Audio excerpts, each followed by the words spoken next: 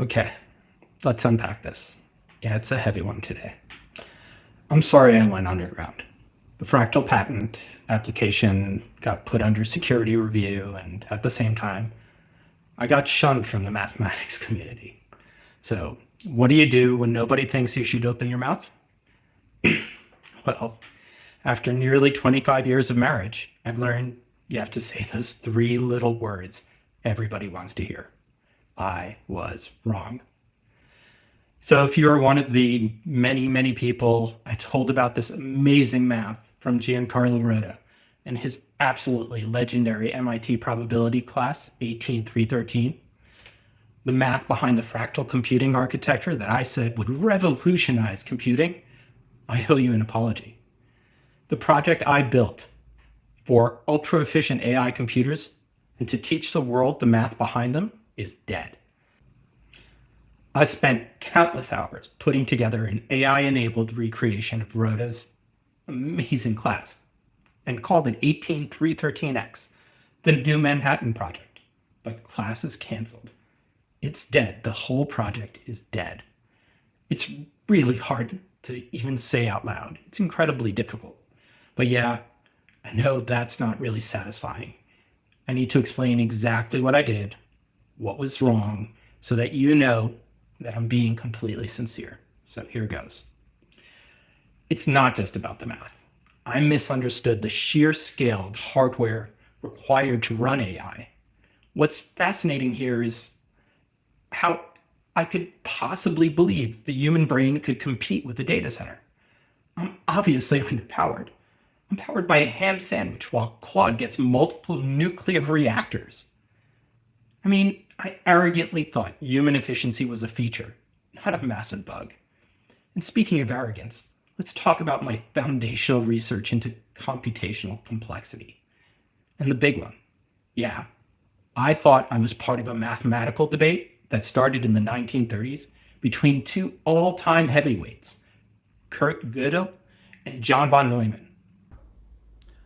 I thought that when Godel asked von Neumann the question now known as does P equal NP, if we build a machine that can compute anything efficiently, would we still need the mathematician? I thought they were talking about AGI. Gödel thought the math said no. Von Neumann emphatically thought it was possible. But unfortunately, Gödel asked the question while von Neumann was on his deathbed, and von Neumann only got to write a half answer in a book that was published only after his death, called The Computer and the Brain. I'm on Team von Neumann, and so is Rota, because he was taught by von Neumann's best friend, Stanislaw Ulam, the guy who actually gave von Neumann the answer. I thought my side had cracked the absolute holy grail of computer science. Did I solve P equals NP? Of course not. I'm dyslexic. I thought I was onto something, but it turns out all I proved is that NP equals P. How could I be so wrong?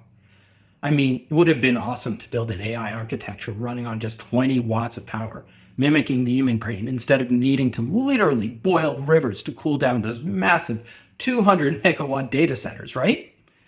I thought we were on the verge of an absolute revolution in efficiency. But despite all my working prototypes, public benchmarks, and open code machine verified proofs, the class is officially canceled. Yeah. And don't even get me started about how wrong I was about quantum computing. What was I thinking with all the reality is real stuff when Google told us Willow is already shipping calculations to alternate universes? That's the real fix to computing power consumption. Just don't do it on this Earth at all. I totally get the brilliance now behind Elon's Dyson Space Vacuum Data Center Sphere thing now. I was wrong. I mean, how could I have possibly not seen the writing on the wall for 1 plus 1 equals 2? Didn't I see Microsoft's PR about qubits very clearly showing 1 plus 1 equals 4? I was wrong. So, what does this all mean for you? Well, it leaves me with one final, rather defeated philosophical question. Like Socrates making his final apology to the court facing the end of his inquiry, I ask you, do we even need a philosophy of consciousness to build machines that actually think? Or are we just destined to let the nuclear powered data centers figure out reality for us? It's really a heavy thought to leave you with. Yeah. So to everyone listening who put a little trust in me and hoped I might one day guide them through this material, expecting maybe a revolution in how we compute, I am deeply, deeply sorry. I just wasn't ever thinking I'd be here to say this. April Fools.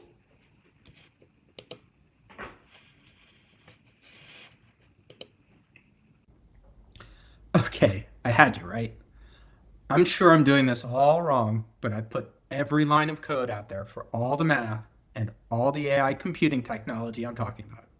Well, everything that won't get me in serious trouble, at least. But this is a job offer. It's not a handout. I'm betting on a better way to do things called decentralized science, where everyone who contributes to the products shares in the economics via a decentralized autonomous organization, or DAO. Yeah, I'm not even going to begin to explain it, but I think it'll work. Basically, I've turned Egypt into crypto with a blockchain-based open source-like model and a commercial arm that pays royalties back to the community. Make no mistake, this is a transparent recruiting effort for the best talent in the world. Before you choose to bet on NVIDIA or OpenAI, you should at least inform yourself in the same way you would evaluate a job offer from one of them. The Egypt repository is the world's first AI-enabled classroom. Point any AI coding assistant at it and start exploring. Every claim links to its source. Every result is reproducible. The Egypt DAO goes live in 60 days. Until then, take the course, explore the proofs, run the benchmarks, and hopefully get your job application ready.